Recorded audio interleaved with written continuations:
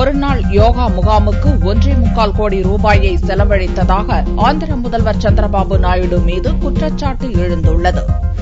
ஹைதராபாத்தை software நகராக உருவாக்கிய பெருமைக்கு சொந்தக்காரரான ஆந்திர முதல்வர் சந்திரபாபு நாயுடு அரசின் செயல்பாட்டு வேகத்தை கூட்டும் வகையில் அமைச்சர்கள் உயர் அதிகாரிகளுக்கான யோகா முகாமை ஹைதராபாத்தில் ஏற்பாடு செய்தார். பிரசித்தி பெற்ற யோகா குரு சத்குரு ஜக்கி வாசுதேவ் யோகா பயிற்சி அளித்தார். சந்திரபாபு நாயுடு உள்ளிட்ட அமைச்சர்கள், கலெக்டர்கள், போலீஸ் உள்ளிட்ட பல்வேறு துறை உயர் அதிகாரிகள், அவர்களது குடும்பத்தினர் பல்வேறு யோகாசனங்களையும் மூச்சு பயிற்சியையும் செய்து அசத்தினர். விவிஐபிக்கள் பங்கேற்ற யோகா என்பதால் ஒருநாள் முகாமுக்கு 1,80,00,000 ரூபாய் செலவாகியுள்ளது.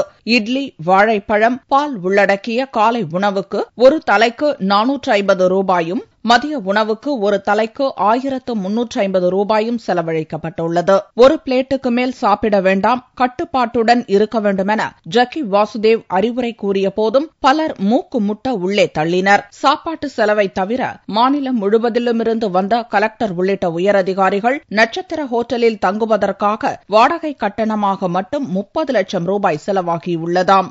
ஆந்திர மாநிலத்திலிருந்து தெலங்கானா தனியாக பிரிந்து சென்றதால் அரசு கடும் நிதி நெருக்கடியில் சிக்கி தத்தளிக்கும் போது ஆடம்பர செலவு தேவையா என்று ஒய்எஸ்ஆர் காங்கிரஸ் உள்ளிட்ட எதிர்க்கட்சிகள் கேள்வி விடுத்துள்ளன.